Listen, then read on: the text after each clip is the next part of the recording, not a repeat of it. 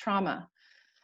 Trauma can be personal, collective, historical, and by nature, it disconnects us from ourselves and our ability to empathize with others, unless we integrate it into our consciousness and use it as a way to understand more fully others' suffering. Research has shown that conditioning authority also reduces empathy, and when authority aims to, or those in authority aim to control and use power over people, it uses fear as a tactic to create division. When our brains are in self-protection mode, when we are afraid, empathy shuts down. Distance. Physical and social distance lessens our empathic concern for others. This is one of the tools segregationists in the US used along with the Nazis in the creation of ghettos. If you do not see others, your ability to empathize with them and your opportunities to create friendship and to love each other are drastically diminished. Distraction and inattention to the suffering of the person in front of us can also reduce empathy. The more we listen, the more we engage others by looking in their eyes and hearing what they say in our ears, but also in our bodies and in our hearts, the more we activate empathy. Overwhelm. When we are flooded with emotion, we cannot hear others and are only able to feel our own suffering. Imagine if you got into a fight with someone, if you got into a fight with your partner. When you are overwhelmed with your own emotion, you stop listening to your partner and you stop empathizing. Okay, tools for strengthening empathy. We call practice perspective taking point of view shifting. So the more we practice it intentionally, the better we get.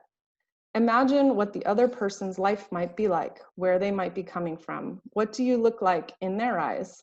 Check in to make sure that you are accurate.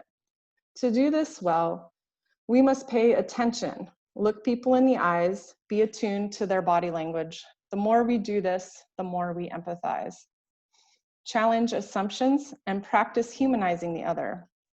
Think of them as a little baby with a mom and dad, and imagine that, try to create in your mind, imagine their humanity instead of dehumanizing as the people in authority who are trying to create fear are doing.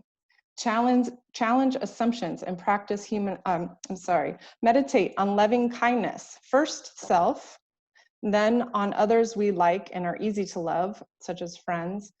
And then on those, we can extend this loving kindness meditation to those who are more difficult to love, an enemy or a stranger.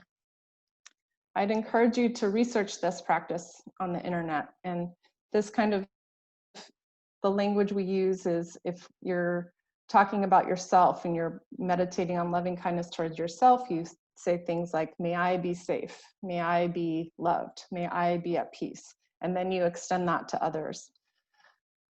Identify commonalities. So look for what we have in common. When you share your feelings with others, recognize that you have also experienced that same feeling before. Where do you body? What is that experience like? Another helpful tool is emotional regulation is mindfulness. And this is the ability to sit with uncomfortable. We need to be able to sit with discomfort and stay grounded, become flooded with emotion. And this also is a practice that we can research, practice, seek out skills on how to become better at mindfulness. Oops, sorry. And finally, seek out opportunities to broaden your experience. This could be by actually putting yourself into the situation of others intentionally. It could be by reading, by watching documentaries or other kinds of art, using art to put yourself imaginatively into the experience of another. Another point that I want to make sure I make is that we need to remember that empathy does not mean we agree or we give up our moral judgment. You can truly learn to empathize with anyone. It does not diminish your feelings or your experience. Empathy, compassionate empathy, means we are called to action when we are aware of suffering. We are here to stretch and grow our empathy muscles in courageous conversation. To be empathic is the opposite of being weak. It is grounded in strength and requires vulnerability, openness to our own and to others' suffering, and courage. It is the most powerful tool we have to create culture change and to take on racism, injustice, and inequity. Thank you. Thank you, Christine. I'm going to go ahead and transition to sharing my screen, where I'm going to talk about anti-racism through storytelling. And a lot of the things that Christine talked about would be relevant as we go through this. Also, I do apologize if you hear my dog misbehaving in the back. Please forgive me.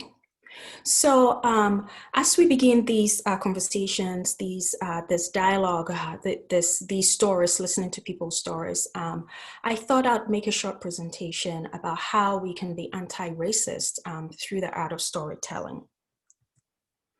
So why are we choosing storytelling? For a few reasons. Well, first of all, human conversation is such an ancient art. It's been around forever. It is free. It's easily accessible to everyone. And you can choose to communicate in whichever way you can. When we do sit together as human beings and we share what we feel and see, we're able to also listen to what others see and feel. And most importantly, when we talk about sharing our stories or listening to other people's stories, we're able to name things. And when we name things, they become visible. So what are we dealing with? After a lot of reading and scouring the literature, aversive racism has been described as what we typically see in institutions of higher education and in people who have higher levels of education. So for the purposes of this discussion and these series, of course, we'll talk about other forms of racism and inequities and disparities. But for this presentation, this is what I'll be focusing on, what we call aversive racism. And this basically is the ideology that the dominant socially defined race says that racism is no longer a central factor in determining the chances or the life chances of the subordinated race. What that also means is that those who benefit from this aversive racism, they make excuses for themselves, or I would say we make excuses for ourselves, because I also participate in this. We make excuses for ourselves and we do not take any responsibility for taking any action to alleviate that social subordination. So basically, we do not see racism within ourselves.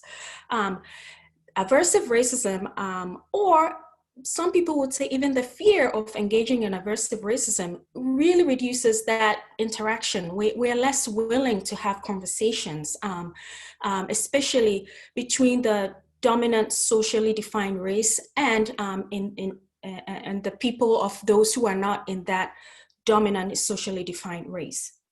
So how can we use storytelling to help us with this? How can we use storytelling as a tool? Well, first of all, what is anti-racism?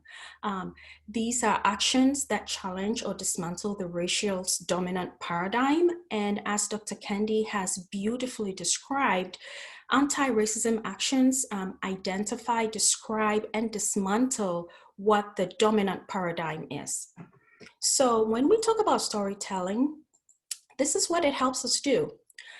As that story is being told, either by the storyteller or for the person who's listening, it creates an opportunity to redefine values and identity.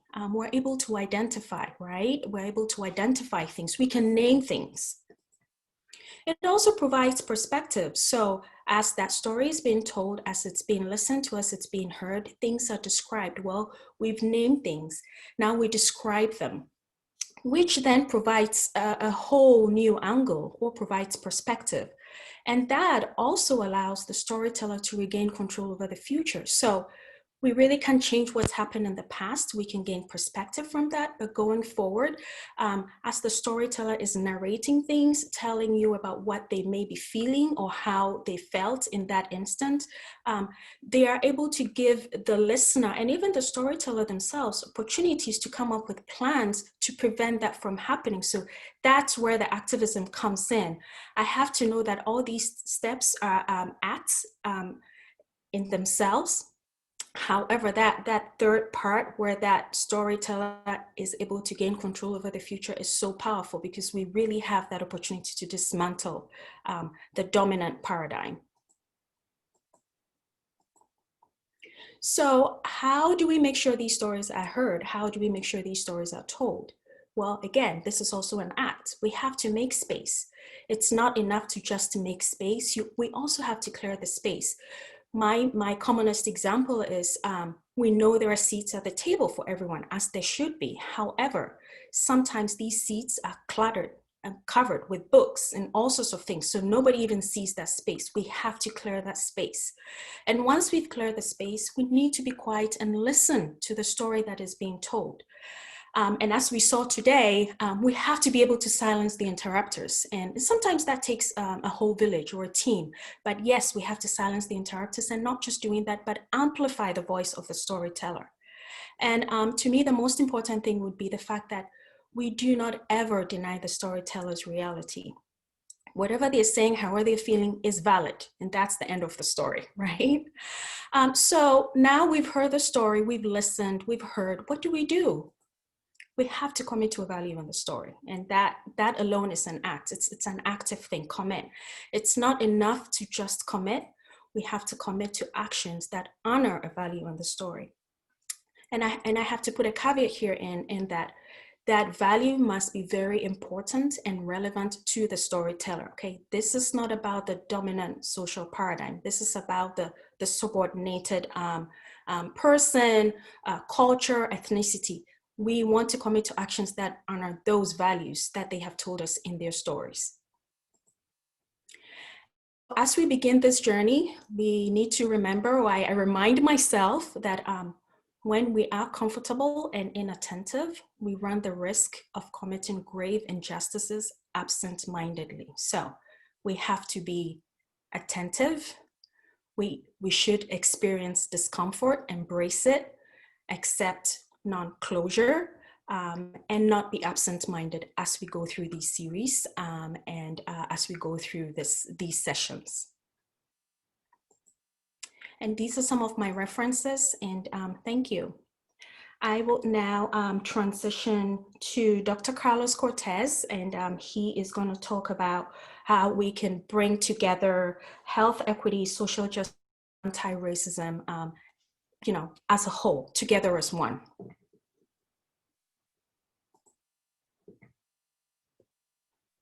Dr. Cortez, over to you.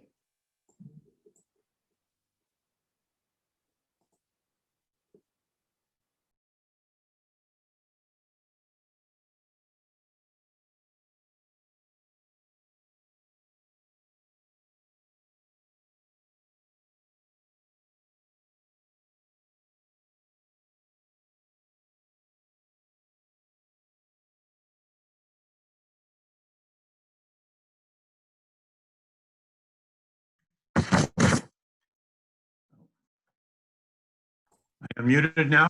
Yes, we can hear you. Thank you very much. So the question is, how are we going to about doing this? What these courageous conversations will be a series of conversations between medical students, who will be the interviewers, and a community panel of 3 people who have had experiences dealing with the health system, with the idea of accomplishing things that Michelle and Ajwa and Kristen have been talking about. And the emphasis here, I want to quote one of my old friends, Milton Bennett, who once said, "Sympathy assumes similarity. Empathy assumes difference." So while we're connecting, humanizing, and identifying commonalities that Kristen pointed out, is also to recognize that everybody is not simply a reverse image of you. In fact, the most dangerous words in the English language are, "if I were you."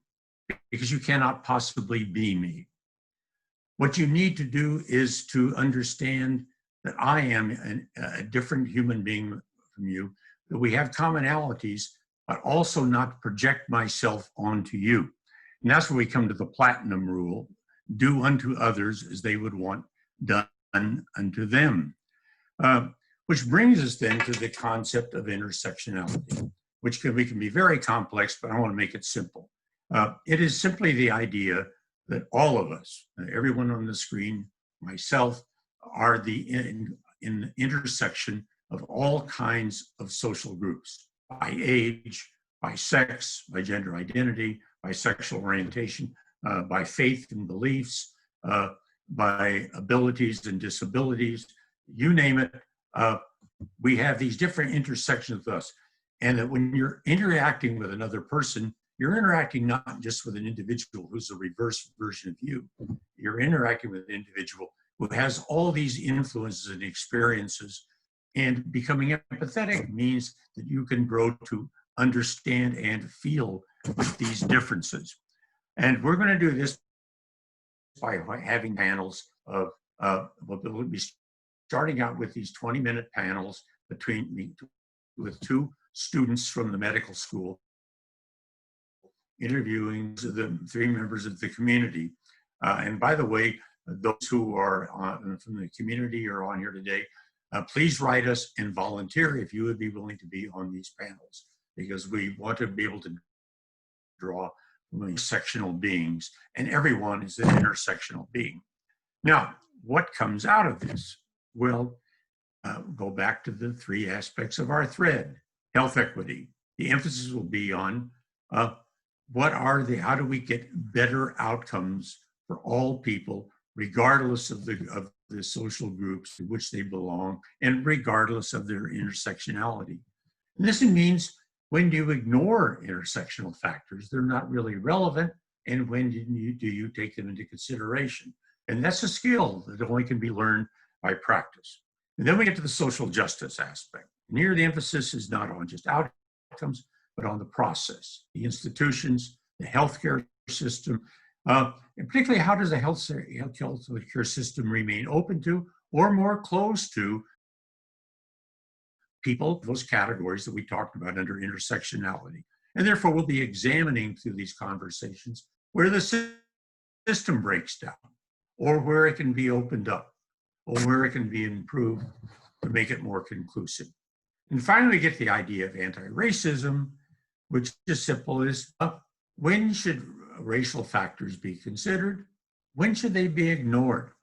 And this can only come through experience, which is recognizing that in times, racial factors, racial experiences, racial perception played a role in the healthcare experience of different patients, but in other cases, they're to be ignored.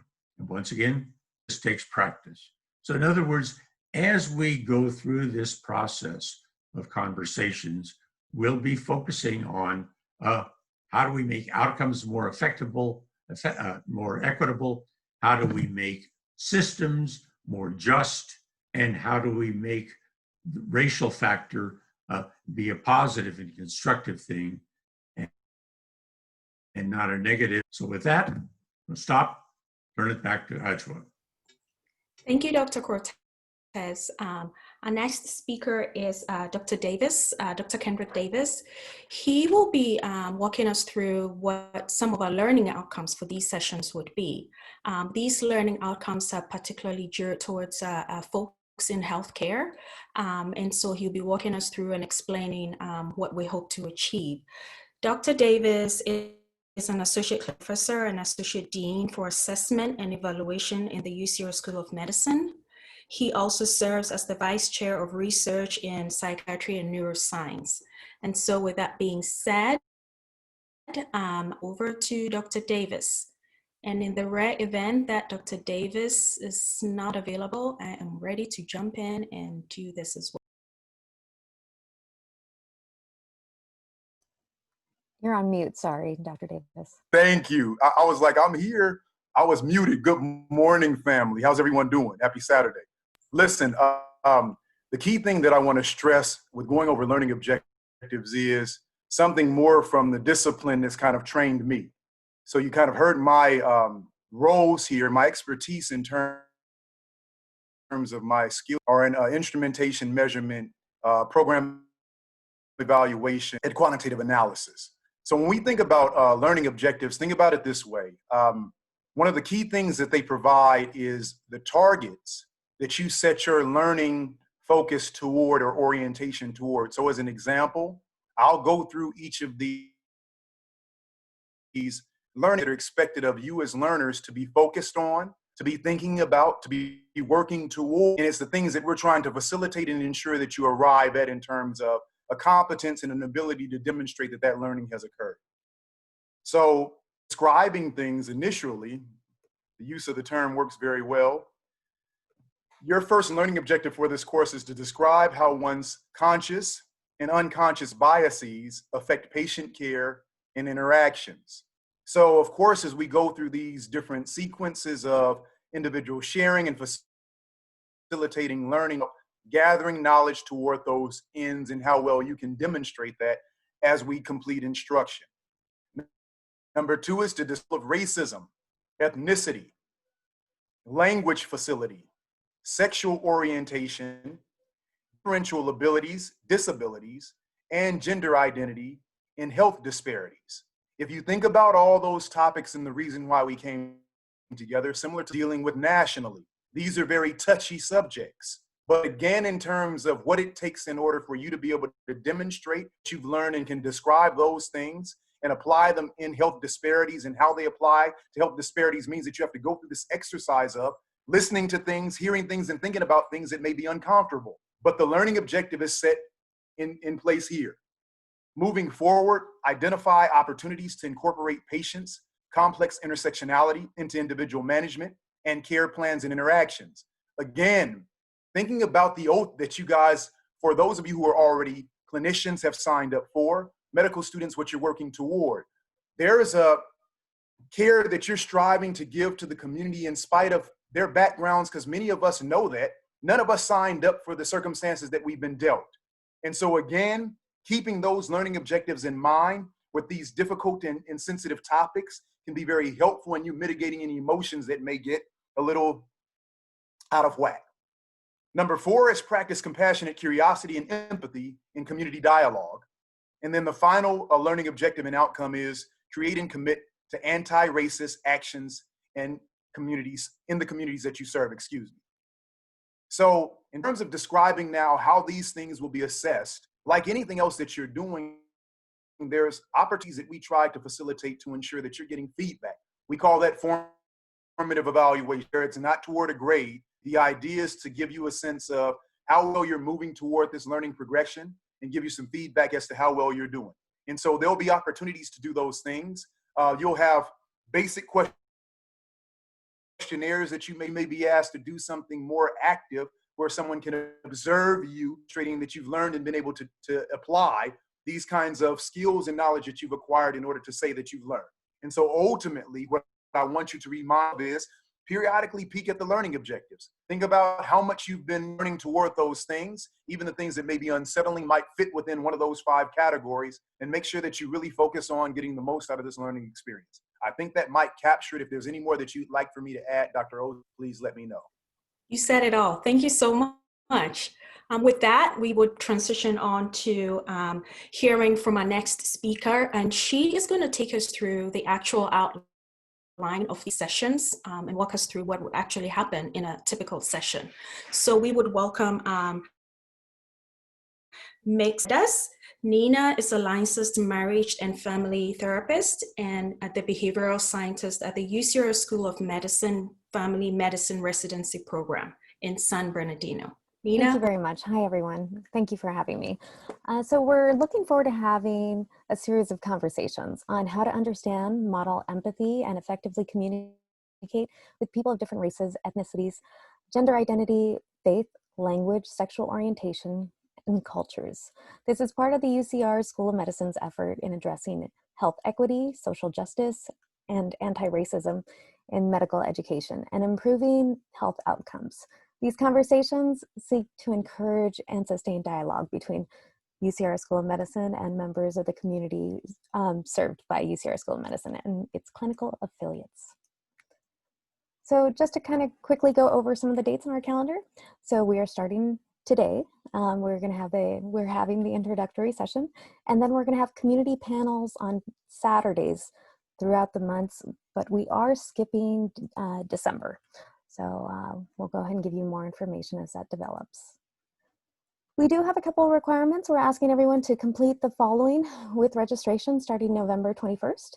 So that will include a pre-session survey, an implicit association test, which should take about 5 minutes. Throughout the series, we are asking faculty and students to complete a bias training. And if you can please do so before May 22nd. And then after the series, we're asking people to go ahead and complete a post-session survey. And again, the implicit association test, which will take about 5 minutes. We have a lot of healthcare topics in mind that we're hoping to discuss in these community panels. And we encourage all of you to go ahead and send some ideas in the chat right now. What are some of the topics that you're hoping we can explore and discuss? So some of our ideas include this list right here. So that would be mental health, emergency care, end-of-life care, cancer care, and COVID care. And we have some other ideas there too. As for the session outline, this is what we are imagining it's going to look like. We're going to start off with a community panel discussion that will last approximately 30 minutes. We'll then move into a post-panel reflective exercise. So everyone will be given a prompt like, what surprised you in the panel conversation or dialogue? And we can all go ahead and write and process on our own, or you can go ahead and participate in a shared live document. We'll then move into small group discussions that'll last about 15 minutes. Breakout rooms of 4 to 5 people, and the prompts that will be included will be like, how can we frame our thoughts from another's point of view? So we'll go ahead and provide some prompts to get those conversations started as well. The process will move on. We will go ahead to do some debriefing. That'll last about 10 minutes. We'll share 1 to 2 aha moments and new insights, as well as go over how we can apply these things moving forward. We'll close with some closing thoughts from our community panels. That'll last about 5 minutes. And then we'll invite the audience to anonymously share their reflections and discussions in a designated learning portal. So we'll give you more information about that too. And I think that's it. Thank you very much. Thank you, Nina. This brings us to the end of presentations today. We would now welcome questions from participants. You can either do the chat box or use audio. However, you want to make this work. The floor is now open.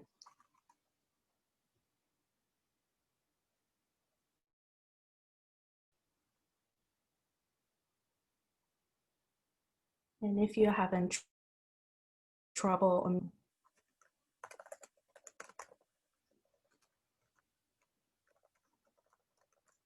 so I have a question here in the chat box about that says, I'm a current applicant at UCR School of Medicine and love what the school is doing.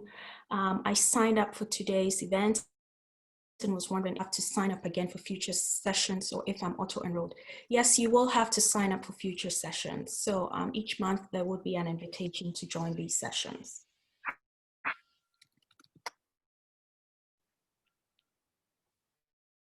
And yes, we really welcome the recommendations to include working with the elderly, teenage youth, younger youth, basically age-related issues. We're definitely going to add that to our list, topics for discussion as well.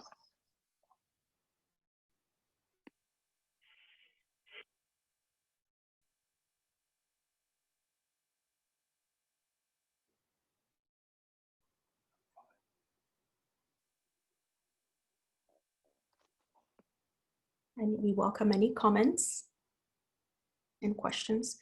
What will community members get out of this? Community, as far as what they're going to get out of this would be that improve health outcomes and decrease disparities and improve equity and access to health care?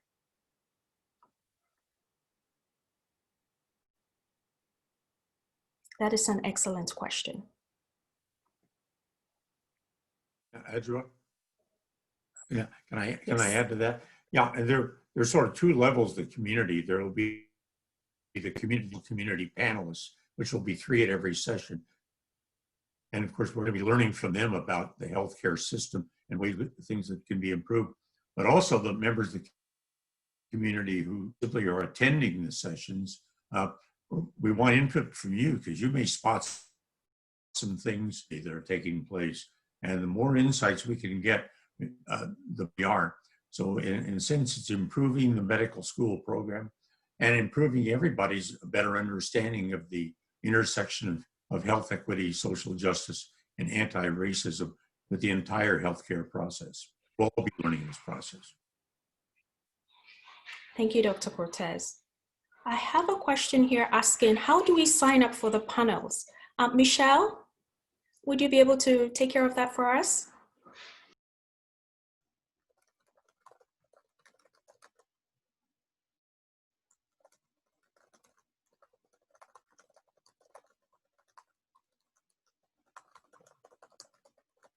Michelle, Carla? No? Okay. Let's see here. I think you have to unmute her.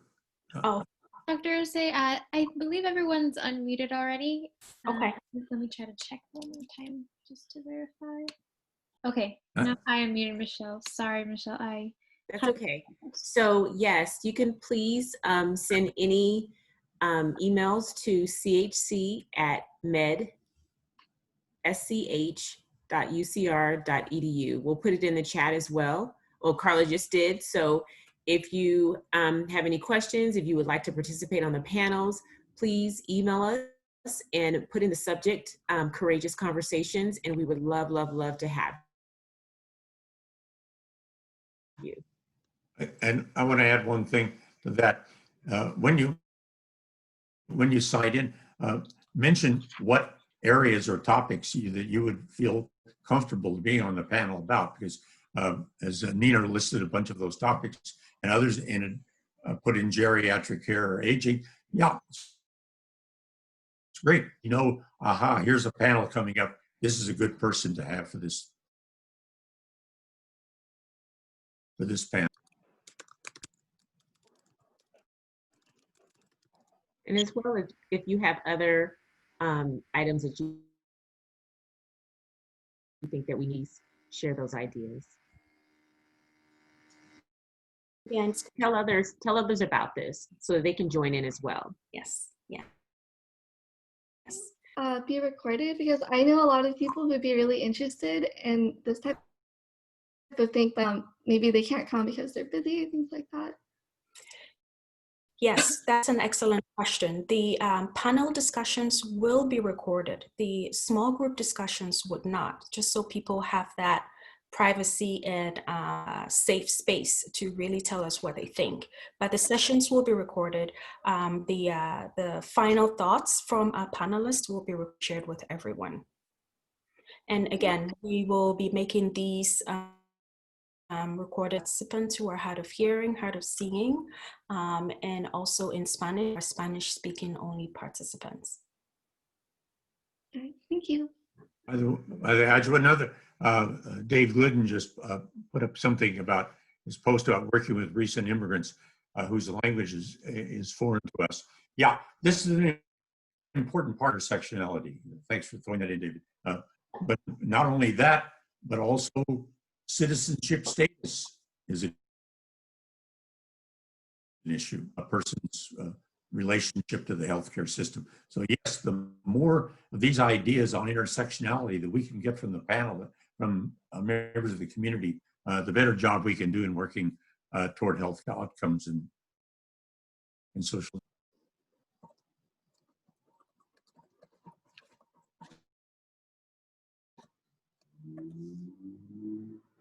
I have a question here that says, I'm interested in the relative importance and role of structural change and consciousness raising and attaining change. Dr. Cortez, do you want to handle that? Yeah, as a matter of fact, structural change is one of the things we're trying to do in the medical very beginning. By the way, we've only known each other for 2 months because we were only appointed in August and got a lot done so far. And one of the things, just for example, of the case studies to making them all intersectional is a basic structural change in what's taking place. And we're hoping to make these conversations, also these conversations, part of the structural change, because we're going to be learning from this process where the medical schools should do better. There is another structural change issue, and that is structures out in the community. And as these conversations participate and we learn about factors outside the medical school, out in the community, that will give us some ideas on other places we or others who are participate should get involved. So it's also important. Thank you, Dr. Cortez. How will we be notified of future sessions? Do we need to register somewhere? The invitations would come out just like they did the last time, invitation every month, so that everybody has access to it and can register.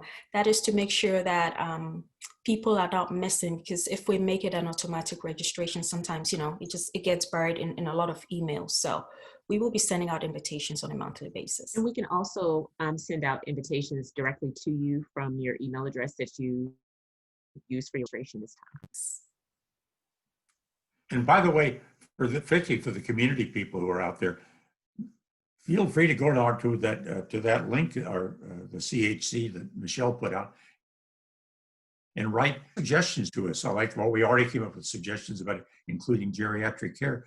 There may be some things we've overlooked, and so we're really trying to make this a collaborative thing between the medical school and the community, and more community people who get involved with ideas and even criticisms. We're open to that. We cannot serve you if we do not know you. We really want to know who we're serving, who these people are. So we really do welcome that interaction and that collaboration. And like I said earlier on, this is a journey of faith and grace, and we know we're probably going to make a few mistakes along the way, but we're going to keep keeping on.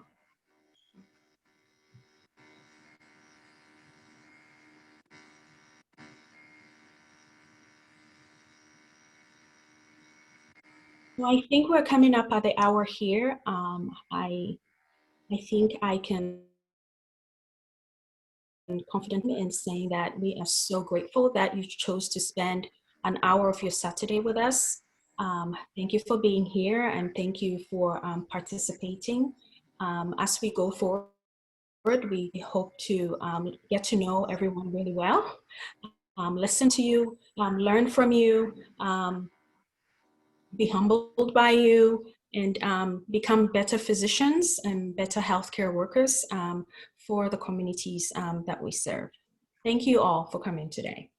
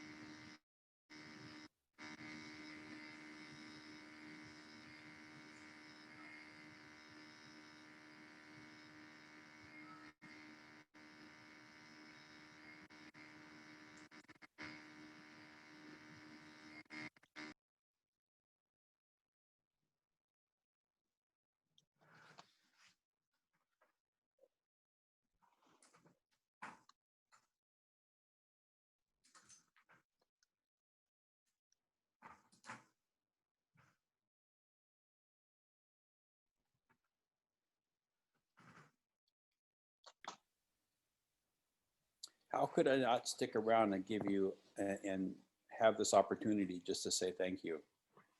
Thank you. This was Well, an thank you, incredible Christopher, session. for joining us.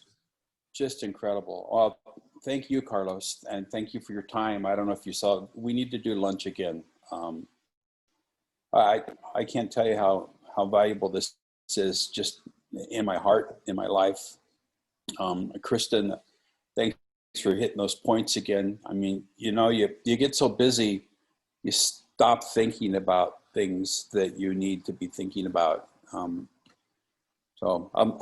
think you guys probably all want to talk, but I just wanted to hang out. And by the way, now can I throw in that Chris and I had lunch and talked about making his I don't know what you call your place. Dolls. You can call them dolls. Yeah, I've actually just more placed, intersectional and more responsive to the three yes of the thread.